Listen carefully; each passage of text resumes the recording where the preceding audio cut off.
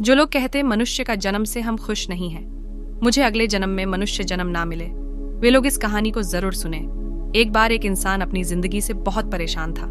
वह हर समय अपने आप को कोसता रहता था कि क्या जिंदगी मिली है मुझे, क्या जीवन है, हर परेशानी मेरे साथ ही है, हर दुख मुझे ही आकर घेरता है, हर झंझट मेरे ही सर पड़ती है। एक दिन इसी तरह अपने आप को बैठा हुआ कोस रहा था कि क्या नसीब है मेरा, क्या किस्मत है मेरी, क्या जिंदगी है मेरी, कि तभी अचानक एक बाज अपने शिकार को पंजों में दबाए हुए एक पेड़ पर आकर बैठ जाता है और वहीं पर अपने उस शिकार को खाने लग जाता है। ये परेशान आदमी जब उस बाज को देखता है तो कहने लगता है कि क्या जिंदगी है, इसकी क्या जीवन जी रहा है मजे का, ना इसे खाने की चिंता, ना पीने की, ना पहनने की, और ना ही परिवार की फिक्र करता है, और मस्त खुली हवाओं में कभी इधर घूमता है कभी उधर घूमता है, सारे दिन आसमान में उड़ता रहता है। असल जिंदगी तो यही है, जीवन तो यह जी रहा है।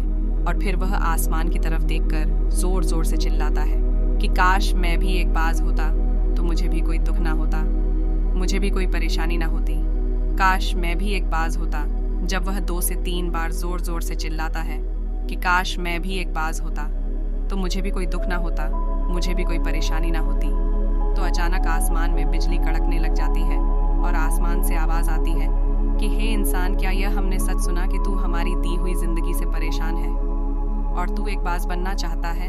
तो इस आकाशवाणी को सुनकर यह इंसान हैरान रह जाता है और आसमान की तरफ देखकर कहता है कि हाँ, मैं सच में अपनी इस जिंदगी से बहुत परेशान हूँ, क्योंकि हर परेशानी मेरे साथ ही है, हर दुख मुझे ही है, हर तकलीफ मेरे ही साथ है। तो आसमान से फिर आवाज आती है कि हे इंसान, एक बार फिर सोच ले, हमने तुझे बड़ी प्यारी जिंदगी दी है, लेकिन अगर फिर भी तू चाहता है कि हम तुझे बाज बना दें तो हम तुझे बाज बना देंगे, लेकिन अगर एक बार हमने तुझे बाज बना दिया तो फिर हम तुझे बाज से इंसान दोबारा नहीं बनाएंगे। तो यह आदमी तुरंत जवाब देता है कि मैंने अच्छी तरह से सोच लिया है कि मुझे बाज ही बनना है, और एक बार बाज बनने के बाद मैं दोबारा कभी नहीं कहूँगा कि मुझे इंसान बनना है। तभी ऊपर से आवाज आती है कि जैसे तुम्हारी इच्छा, और वह इंसान बाज बन जाता है। बाज बनते ही वह इंसान खुली हवाओं में उड़ने लगता है, कभी उड़ता हुआ इधर चला जाता है, कभी उड़ता हुआ उधर चला जाता है और सोचता है क्या मजे की जिंदगी है। असल जिंदगी तो यही है, ना कोई चिंता, ना कोई परेशानी, ना कोई डर। वह सारा दिन ऊंचे आसमान में उड़ता रहता है, 2-3 मिनट पंख मारता है, उसके बाद पंख मारना बंद कर देता है और लंबे समय तक हवाओं में तैरता रहता है। इसी तरह हवाओं में तैरते हुए शाम का समय नजदीक आ जाता है तो वह सोचता है कि मेरे पास रहने का एक ठिकाना भी होना चाहिए, मेरा अपना एक घर होना चाहिए जहां मैं रात में आराम कर सकूं। तो यह सोचकर वह छोटी छोटी लकड़ियां इकट्ठा करने लग जाता है और एक ऊंचे पेड़ पर अपना घोंसला बनाने लग जाता है। एक एक लकड़ियां इकट्ठा करके वह अपने लिए एक सुंदर सा घोंसला तैयार कर लेता है और रात में उसी में सो जाता है और सोचता है सुबह उठकर शिकार भी करूंगा, और सुबह उठकर फिर से मौज मस्ती भी करेंगे, खुली हवाओं में उड़ेंगे। सुबह होते ही वह शिकार की तलाश में निकल पड़ता है, हवाओं में उड़ता रहता है। ऊपर से जाकर देखता है कि कहीं जमीन में मुझे कोई शिकार नजर आए तो मैं तुरंत जाकर उसे दबोच लूं और वहीं पर खा लूं, लेकिन उसे कोई शिकार नजर नहीं आता। काफी समय बीत जाता है, वह लगातार ऊंचाई से शिकार को ढूंढता रहता है, लेकिन उसे कोई शिकार नहीं मिलता।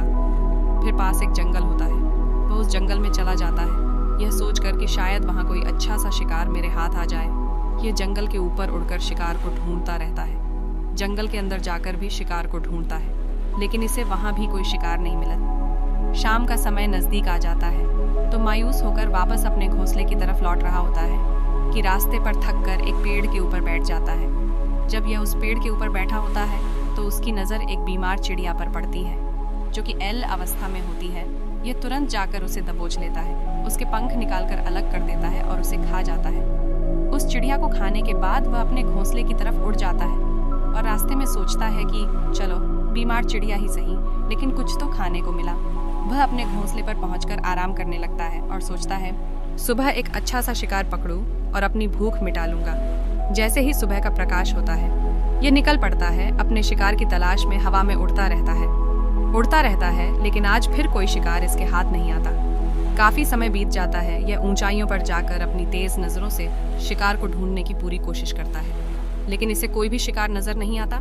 फिर यह पास के उस जंगल की तरफ चला जाता है, लेकिन इसे वहां भी कोई शिकार नहीं मिलता। इसी प्रकार पूरे दिन उड़ते उड़ते शाम का समय नजदीक आ जाता है। तो यह निराश होकर वापस लौटने लगता है और रास्ते में एक पेड़ पर आकर बैठ जाता है। सोचता है शायद आज फिर कोई बीमार चिड़िया मेरा इंतजार कर रही हो, लेकिन हर बार किस्मत मेहरबान थोड़ी होती है। आज इसे कोई बीमार चिड़िया नहीं मिलती। ये थक हार कर वापस अपने घोंसले की तरफ चल पड़ता है और घोंसले पर पहुंचकर भूखा प्यासा ही सो जाता है और सोचता है कल सुबह एक बड़ा सा शिकार पकड़कर और आज की भूख भी मिटा लूंगा। रात को अपने घोंसले में सोया होता है, गहरी नींद में होता है कि तभी एक भयानक तूफान आता है। इस तूफान की हवा इतनी तेज होती है कि इसके घोंसले को उड़ाकर एक जगह फेंक है और उसे कहीं दूर दूसरी जगह फेंकते हैं। तो यह जहां पर गिरता है वहां नीचे एक नोकदरा लकड़ी पड़ी होती है जो इसके पंजे में गड़ जाती है और इसे बुरी तरह घायल कर देती है। तूफान के रुकने के बाद बारिश शुरू हो जाती है। तेज बारिश होती रहती है, पर यह किसी तरह से पेड़ों के नीचे छुपकर बैठा रहता है। बड़ी मुश्किल से इसकी रात कटती है। जब सुबह होती है तो बारिश रुक जाती है। बारिश के रुकते ही चारों तरफ खुशियां छा जाती हैं। चारों तरफ हरियाली छा जाती है। नदियां और झरने तेजी से बहने लगते हैं। सब कुछ फिर पहले के जैसा हो जाता है। लेकिन यह बाज अब पहले के जैसा नहीं रहा। इसका पांव बुरी तरह घायल हो चुका है। इसके पंजे में जो लकड़ी लगी थी उसकी वजह से इसका पंजा बुरी तरह छत बिछत हो गया है। और मैं आपको बता दूं कि बाज का जो पंजा होता है वह उसके शिकार को पकड़ने के लिए सबसे जरूरी होता है, क्योंकि बाज अपने पंजों से ही अपने शिकार को पकड़ता है, दबोच होता है और फिर अपनी चोंच के माध्यम से नोच नोच कर खाता है। लेकिन अब इस बाज का पंजा बुरी तरह से घायल हो चुका था और वह पिछले 2 दिनों से भूखा भी था। यह शिकार की खोज में थोड़ा सा उड़ता है कि शायद फिर कहीं कोई बीमार चिड़िया इसे मिल जाए, लेकिन कहाँ बार बार कोई बीमार चिड़िया मिलने वाली थी। वह कुछ देर तक उड़ता है, लेकिन फिर भूख और दर्द के मारे थक कर एक पेड़ पर आकर बैठ जाता है। वह पेड़ पर आकर बैठ तो जाता है, लेकिन उसे पता नहीं था कि यहाँ एक और मुसीबत उसका इंतजार कर रही है। और वह मुसीबत यह थी कि 8-10 कौओं का एक झुंड मिलकर इसे परेशान करने लग जाते हैं। इसके ऊपर आकर इसके घाव में चोंच मारने लग जाते हैं। उन्हें भी पता चल जाता है कि ये बाज घायल है और भूख की वजह से कमजोर भी है। ये बाज उनसे बचने के लिए थोड़ा सा उड़ता है और फिर जाकर बैठ जाता है। उनसे पीछा छुड़ाने का प्रयास करता है, लेकिन वह फिर इसके पीछे आ जाते हैं। तो यह फिर उड़कर थोड़ी दूर चला जाता है, लेकिन वह इसका पीछा नहीं छोड़ते और बार बार इसके पास आकर इसे परेशान करते हैं।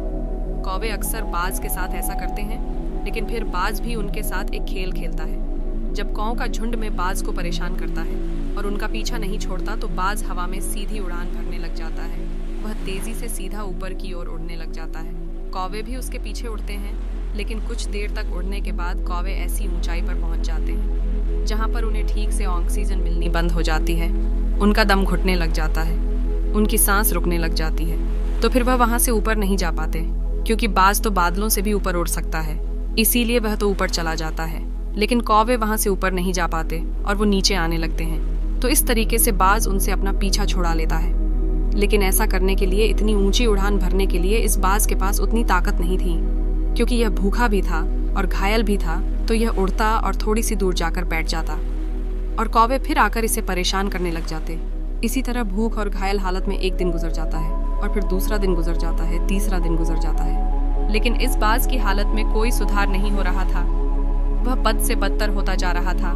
चौथे दिन जब यह बिल्कुल खत्म होने पर आ जाता है, इसके अंदर बिल्कुल ताकत नहीं बचती और इसका शरीर इसका साथ छोड़ने लगता है। तो यह किसी तरीके से उड़कर पास ही इंसानों की एक हॉस्पिटल होती है उसकी छत पर आकर बैठ जाता है और वहां से आने जाने वाले मरीजों को देखता है और अपने आप से कहता है कि काश आज मैं एक इंसान होता तो ऐसे छोटे मोटे जख्मों का हॉस्पिटल से इलाज करवा लेता, या किसी को बता देता कि मैं भूखा हूँ, परेशान हूँ, मेरे साथ ये परेशानी है। लेकिन आज मैं एक ऐसा बेजुबान परिंदा हूँ जो किसी से कुछ नहीं कह सकता, किसी को अपना दुख नहीं बता सकता, किसी से कोई मदद नहीं मांग सकता। यही बात सोचकर वह उसी छत पे अपना दम तोड़ देता है। वह अपनी जान की कुर्बानी तो दे जाता है, लेकिन साथ ही साथ हमें यह सीख भी दे जाता है कि आपको जैसा बनाया गया है, आप जैसे भी हो उसी में खुश रहो और उसी में बेहतर करने की कोशिश करते रहो। न कि इस बात से परेशान रहो कि काश मैं ऐसा होता, काश मैं वैसा होता, काश मैं ये बन जाऊं। आपको जैसा भी बनाया गया है आप उसी में अपना सर्वश्रेष्ठ करने का प्रयास करते रहो। दोस्तों, ये कहानी तो काल्पनिक है, लेकिन हमें जीवन का एक बहुत ही महत्वपूर्ण नियम सिखा कर जाती है कि हम जैसे भी हैं अच्छे हैं, बस हमें उसी में अपना सर्वश्रेष्ठ करने का प्रयास करते रहना चाहिए। दोस्तों, वीडियो पसंद है तो लाइक करिए और चैनल को सब्सक्राइब करिए। कमेंट में हर हर महादेव जरूर लिखें।